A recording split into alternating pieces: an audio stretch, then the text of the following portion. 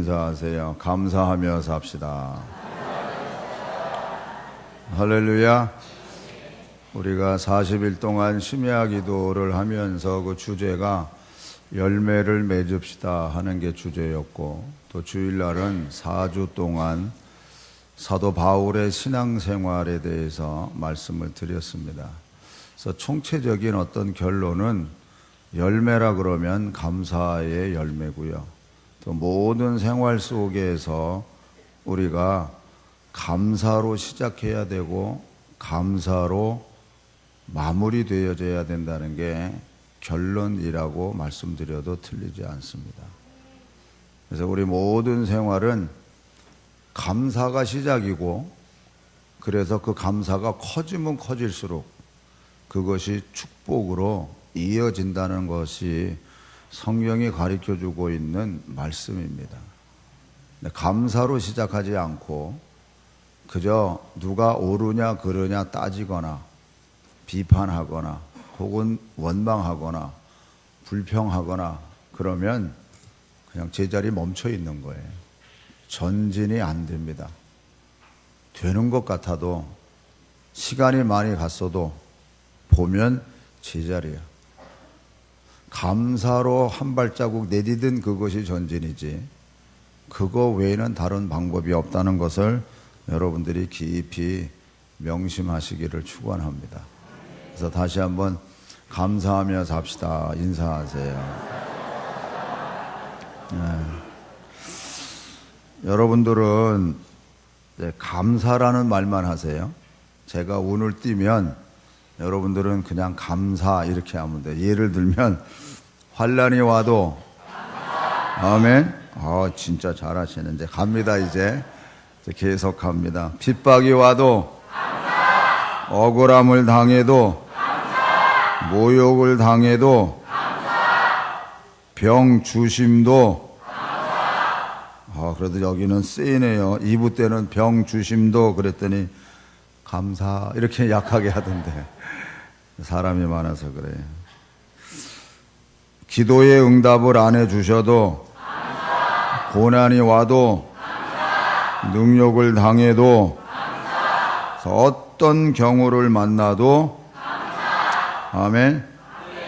이제 계속 가는 거예요. 또 중간에 끊는 거 아닙니다. 제가 사도 바울의 말씀에 나의 나된 것은 오직 주님의 은혜라고 말씀하시면서 주님의 은혜 속에 있음을 내 안에 착한 일을 시작하신 이가 그리스도이심으로 그리스도의 날까지 온전히 지켜주심에 대하여 성령님께서 친히 내 영과 더불어 하나님의 자녀됨을 확신시켜 주셔서 평강의 주께서 친히 때마다 일마다 평강을 주셔서 평강의 하나님께서 친히 우리를 온전히 거룩하게 하시고 우리의 온 영과 혼과 몸을 흠없게 보존해 주셔서 무명한 자 같으나 유명한 자로 세워주셔서 근심하게 하는 자 같으나 항상 기뻐하는 자로 세워주셔서 가난한 자 같으나 모든 사람을 부요하게 하심에 감사.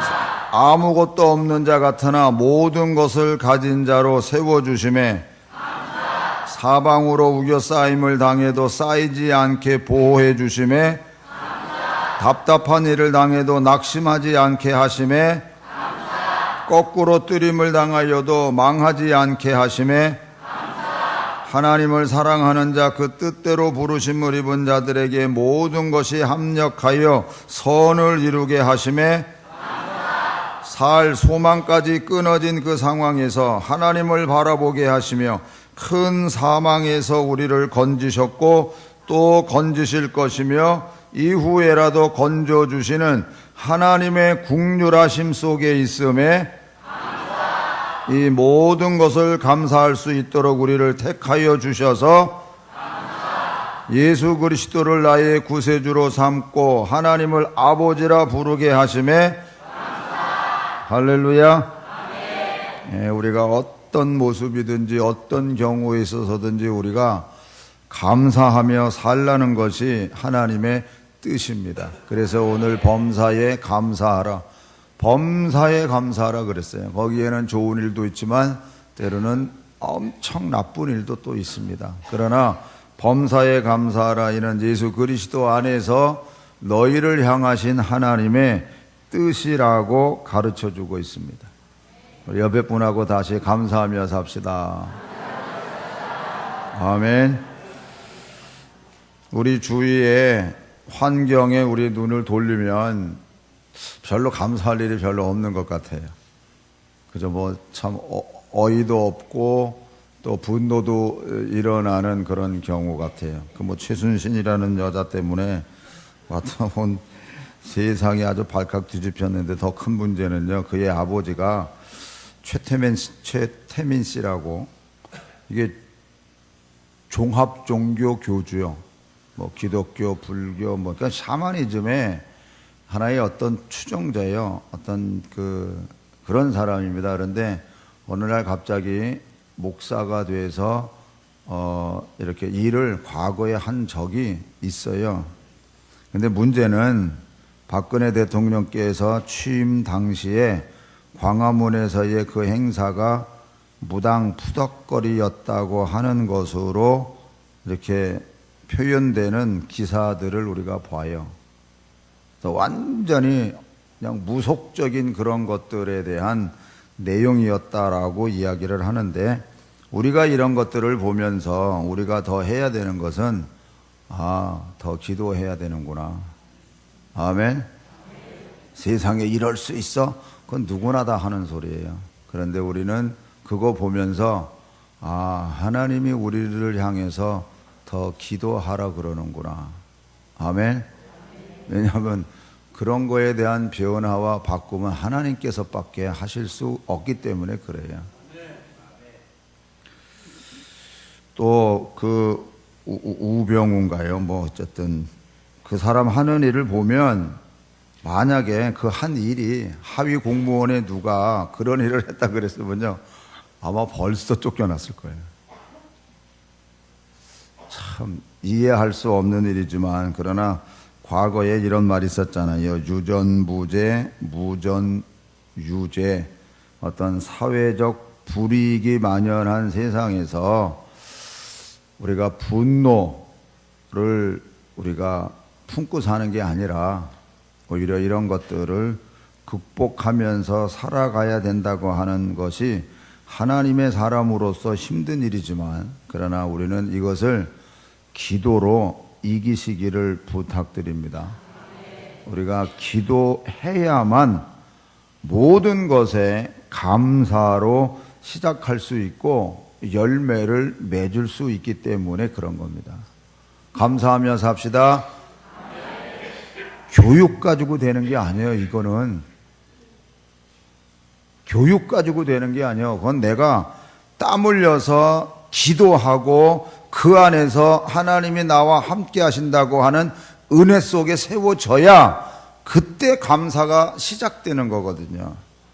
이건 교육 가지고 되는 게 아닙니다. 그래서 우리가 이런 나라에, 이런 사회 속에 또 이때에 살게 하심을 우리는 하나님 앞에 감사하면서 사시기를 부탁드립니다. 그렇지 않고 원망하면서 혹 살아보세요. 불평하면서 살아보세요.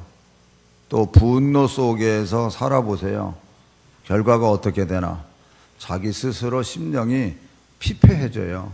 그리고 아까 말씀드린 것처럼 한 발자국도 전진할 수 없습니다. 싫든 좋든 감사로 이겨내야 그 다음부터 전진할 수가 있고, 하는 그 일이 허사가 아니고 아름다운 열매로 벽돌 하나하나씩을 쌓아 올라갈 수 있고, 또 그것이 채워지는 일이 된다는 사실을 기억하시기 바랍니다. 한번 따라하세요. 조금이라도 변화됩시다. 아멘. 이제 여러분들이 듣기에 조금 거북스러운 말을 제가 하겠습니다. 아마 제가 이런 말은 처음인 것 같아요. 헌금 문제입니다. 추수감사절 헌금을 어떻게 할까? 이제 추수감사절이 다가오기 때문에 우리가 한순간 순간적으로는 고민하게 됩니다. 우리가 일반적으로 교회 안에서 특별 헌금을 얘기한다 그럴 때는 우리 교회 같은 경우는 송구 영신 예배 첫 자정에 나와서 드려지는 그 예배에 드려지는 예물, 그 다음에 부활절, 또 추수감사절, 성탄절, 이것이 우리가 특별 헌금이라고 얘기를 합니다. 우리가 신앙생활을 정상적으로 한다, 좀 표현이 이상합니다만 일단 재직들이라고 했을 경우에, 초신자가 아니고 재직들이라고 하면 두 가지는 반드시 지켜야 됩니다. 그게 뭐냐? 주일을 거룩하게 지키는 거. 그거는 주일날 이렇게 나와서 아침 예배와 또한 저녁 예배 나오셔서 예배 드리는 게 재직의 기본 사명입니다. 지금 오후 3시까지 예배 드리는 교회가 많잖아요. 그러다 보니까요, 3시 예배, 2시 예배 딱 끝나고 나면 그 다음서부터는 프리. 안식일도 하루 종일 안식일이지, 해 떨어지기 시작한 그날부터 다음날 해 떨어지기 날까지의 토요일 날, 그게 안식일이에요. 하루 종일 안식일이지, 주일날도 주일날 아침부터 저녁까지 거룩한 주일날이지, 오후 3시 예배 딱 끝나면 주일날 거룩한 시간이 다 끝난 거예요. 근데 지금 다 우리들 그렇게 의식하고 생활하는 경우가 많아요. 그래서 우리가 재직이라 그러면 기본적으로 주일날을 거룩하게 지킨다. 그 지킴의 표현이 뭐냐? 예배형. 그래서 아침과 저녁으로 예배를 드리는 겁니다. 이 기본이에요. 그리고 두 번째로는 11조 생활하는 거예요. 이거는 돈을 다스리라는 면에서 하나님께서 하시라는 겁니다. 여러분, 세상에서 안 믿는 사람들이 최고로 지키는 게 뭔지 아세요? 제사입니다. 제사. 왜 지키라는 줄 아세요? 그래도 그걸 통해서 형제들끼리 화목할 뿐만 아니라 부모 생각하고 더 효도하고, 그래서 제사를 철저하게 지키는 거예요. 제사를. 왜냐하면 서로 간에 화목하고 잘 지내라고, 그리고 부모의 은덕을 생각하라고, 뭐 축복받기 위해서 제사법 얻어먹으려고 제사, 그거 아니에요. 더 근본적인 건 그런 거거든요. 하물며 하나님께서 우리들로 하여금 세상에서 돈은 신과 같은 존재예요. 그만큼 소중한 건데, 그걸 너희들이 거기서 묶이면서 사는 게 아니라 그걸 다스리면서 살라고, 그래서 11조 생활을 해라. 이게 가장 중요한 기본입니다. 이러면서 우리가 헌금을 하잖아요. 어떻게 헌금하는 게 참 정성껏 헌금일까의 그 기준이 바로 11조예요, 여러분. 그래서 추수감사절 헌금은요, 11조를 기준으로 해서 그 이상으로 하는 게 그게 추수감사절 헌금이고, 다른 특별 헌금은요 11조 선에서 뭐 오르락내리락 할 수 있어요. 밑으로도 할 수도 있어요. 그런데 추수감사절이다 그럴 때는 11조보다 더 드리는 게 그게 추수감사절 헌금이에요, 여러분. 그래서 제가 그걸 그렇게 하라는 게 아니에요. 지금 우리가 일상 늘 하던 그 헌금이 있잖아요. 우리가 지금까지 해오던 추수감사절 때 해오던 헌금이 있어요. 그럴 때 거기에 여러분 10%를 더 하세요. 10%. 그래서 10,000원 하셨던 분이면은 11,000원을 하세요. 아이고, 무슨 11,000원이야, 복잡하게. 15,000원이면 5,000원이고, 20,000원이면 20,000원이고, 그거는요, 어떤 의미에서는 잘못된 생각이에요. 체면 가지고 드리는 헌금이에요. 내 지금 형편이, 지금 이런 형편 속에서 헌금을 하고 있는 건데, 그래서 11,000원 하는 게 뭐가 어때서요? 내 형편대로 하는 건데, 혹시라도 여러분 형편이 나아진 분은 상관이 없지만 형편이 어렵게 된 분들이 계실 거예요. 그럼에도 내가 과거에 형편이 좋았을 때 하는 헌금을 내가 지금 이렇게 하고 있는데, 지금 오늘 제 설교 속에서 10% 더 하라. 아니, 지금 나도 힘들어 죽겠는데 그걸 더 하라 그러냐고 속으로 그렇게 생각할 수 있을 거예요. 여러분, 하지 마세요. 형편이 어려우면 현금 줄이세요. 왜 그렇게 하세요? 우리가 왜냐면 헌금이라는 헌금만 제가 얘기하는 게 아니에요. 다른 생활 자체 속에서 다른 것들이 만약 어려워졌으면 줄여야 될 게 있다니까요. 그래서 보다 더 절제하고 줄여야 될 게 있기 때문에 제가 그러는 거예요. 정직하게 사세요. 경제가 나아졌으면 더 드릴 수 있으면 더 드리는 거고, 어렵게 됐으면 줄이세요.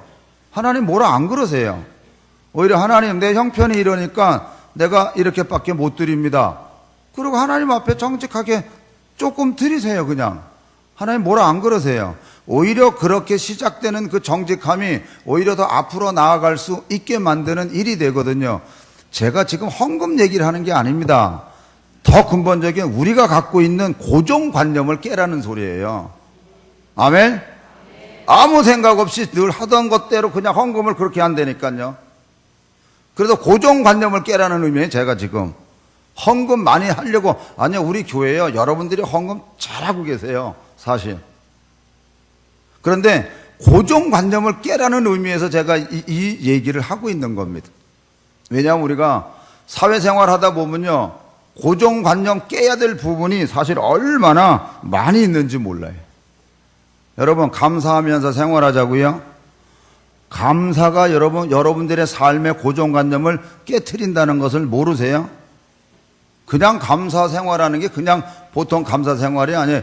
고정관념을 깨트리고 나가는 게 감사 생활입니다.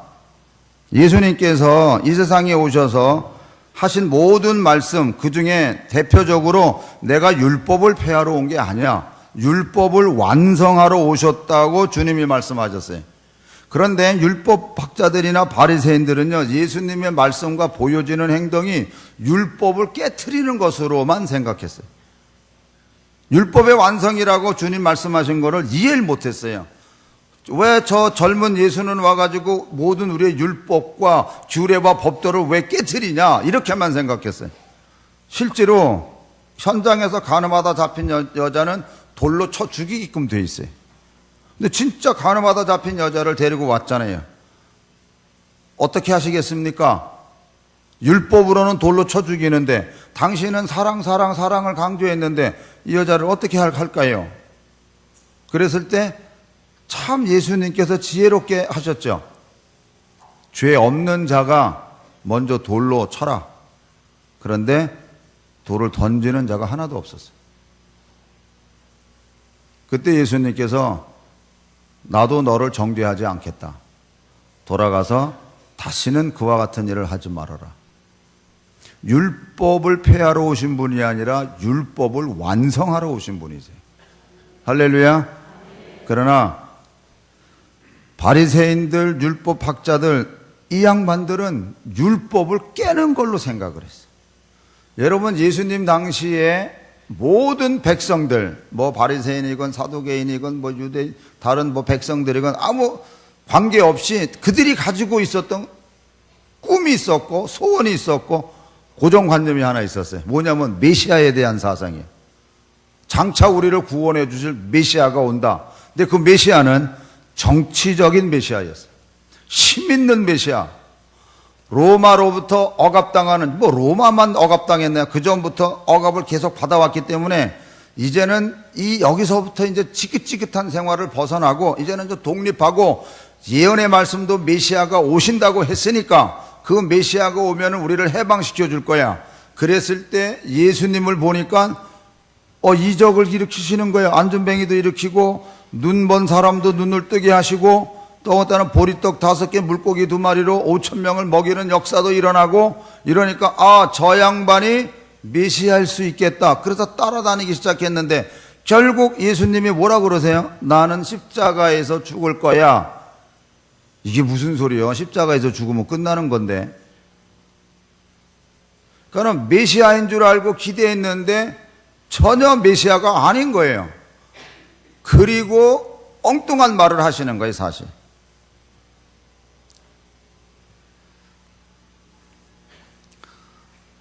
심야 시간에 팔복에 대해서 말씀을 드렸어요.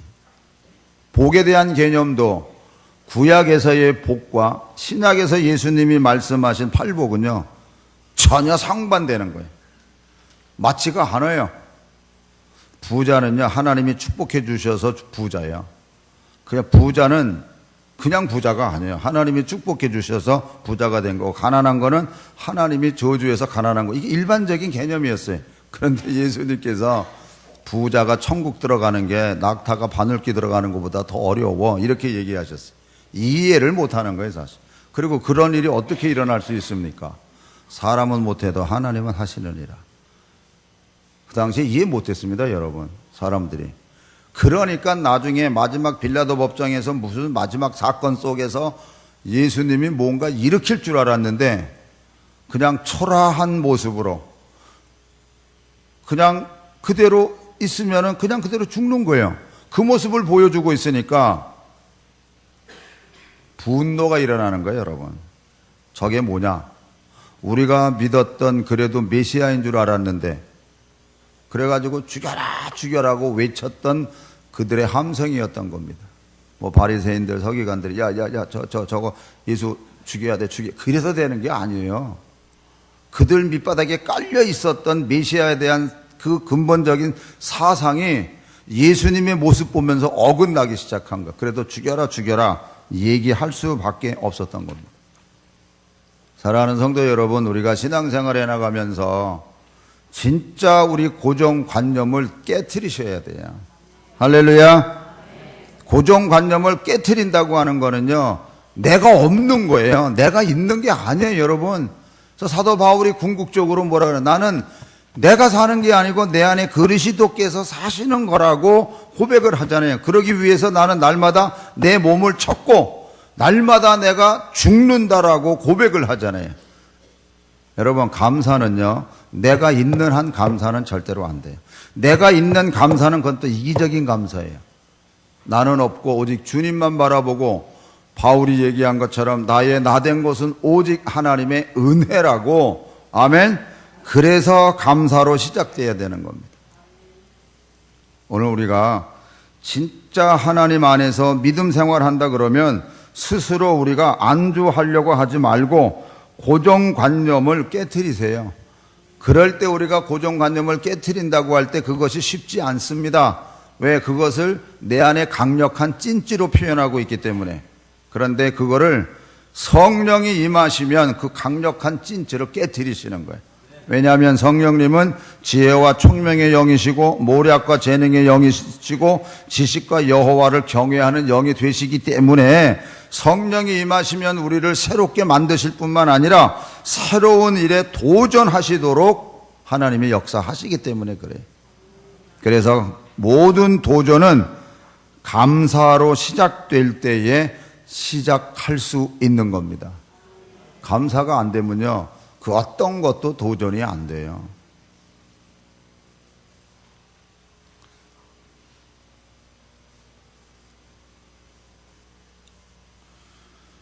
중국의 실업가는요, 아니 사업가는요, 어마어마한 앞으로의 20년, 30년을 구상하면서 엄청난 말을 했더라고요.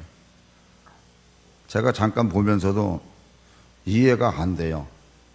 그 머릿속에 구상하는 거하고 물론 분야가 다르지만, 그러나 그가 꿈꾸는 거는요, 엄청난 꿈을 꾸고 있더라고요. 오늘 우리가 예수 그리스도 안에서 있으면서 창조주 하나님 안에 하나님의 영이 우리 안에 임해서 지혜와 총명의 영이 임해서 우리를 인도하고 거기에 우리가 붙잡힌 바 되어 나간다고 할 때 무엇인들 우리가 감사하며 못할 일이 뭐가 있겠냐고요. 여러분, 아까 얘기했던 최태민이라는 그 사람도요, 무속인으로서 어떤 영적인 계시 속에서 자기 나름대로 그런 거를 하면서 온 사람이거든요. 그러니까 무언가 확신이 있는 거예요. 하물며 하나님의 영을 우리가 받아서 성령이 내 영과 더불어 내가 하나님의 자녀인 것을 확신시켜주는 그 은혜 가운데 우리가 머물러 있다 그러면 무엇이든지 이 말씀 그대로 범사에 감사할 수 있는 거예요. 할렐루야. 이성으로 되어지는 게 아니에요. 성령이 내 영과 더불어, 그래서 이성을 통제하는 거예요. 내 감정도 통제하는 거예요. 내 지식도 통제하는 거예요. 그래서 하나님의 영인 지혜와 총명과 지식과 하나님을 경외하는 그게 우리 안에서 엮어져서 감사로 시작될 때 어떤 것도 우리가 넘어갈 수 있게 되는 겁니다. 할렐루야. 감사하며 사시기를 그래서 축원합니다. 감사가 시작이에요. 그리고 감사에 담겨져 있는 건 마치 핵폭탄과 같은 거예요. 어마어마한 게 거기에 농축되어 있는 거예요. 여러분, 주는 그리스도시요 살아계신 하나님의 아들이라는 고백 속에 우리가 천국 열쇠 다 받았잖아요. 감사로 열지 않으면 안 열리게 돼 있어요. 내 마음 밑바닥에 불평이 깔려 있고 분노가 깔려 있고 미움이 깔려 있고 그게 아직 해결이 안 됐으면 들어가긴 들어가는데 안 열리는 거예요. 그러나 내 깊숙한 곳에 구원의 감격 속에서 하나님 정말 감사합니다 그러고 감사로 문을 열 때는 열리는 거예요. 할렐루야. 그래서 뱃속 깊은 곳에서부터 정말 그리스도 안에서 감사가 시작되기를 축원합니다. 아멘. 그러면 열리는 거. 왜 천국 열쇠 그냥 거품으로 주지 않으셨다니까요. 그러면 여러분들의 고백이 거품이거나 형식적인 고백이거나 분명히 주는 그리스도시요 살아계신 하나님의 아들이라고 우리가 진실되게 고백하면 천국 열쇠 우리에게 주셨어요. 그러면 감사로 열기만 하면 되는 거예요. 할렐루야. 열리는 축복이 여러분들 속에 있기를 축원합니다. 그래서 내 안에 정말 감사가 일어나도록 우리는 하나님 앞에 더 부지런히 기도하셔야 돼요. 우리에게 보여지는 여러 가지의 사건들은 너로 하여금 더 기도하라는 하나님의 사인입니다. 아멘. 그걸 우리가 감당할 때 제가 확신하는 거 있어요. 여러분들이 수고를 감당할 때 여러분들의 자녀는 그 수고를 하나님이 덜어주세요. 아멘. 진짜 그거는 제가 확신해요. 그래서 여러분들에게 수고하라 그러는 거예요. 진짜 여러분들이 수고했을 때 자녀가 겪어야 될 그 수고를 하나님이 덜어주신다니까요. 아멘. 그러나 내가 회피하면 담당해야 될 그 짐이 자녀에게도 그냥 가게 돼 있어요. 그래서 우리가 앞서가는 우리들이 진짜 수고하고 갈 때 여러분, 여러분들의 죄값을 그분이 담당하셨잖아요. 그러니까 우리에게 그 벌이 안 오잖아요. 똑같은 원리예요. 여러분들이 그래서 십자가 지고 가세요. 더 기도하세요. 그리고 감사로 시작하세요. 그럼 하나님이 열어주세요. 아멘. 그 믿음으로 승리하시기를 주님의 이름으로 축원합니다. 기도하겠습니다.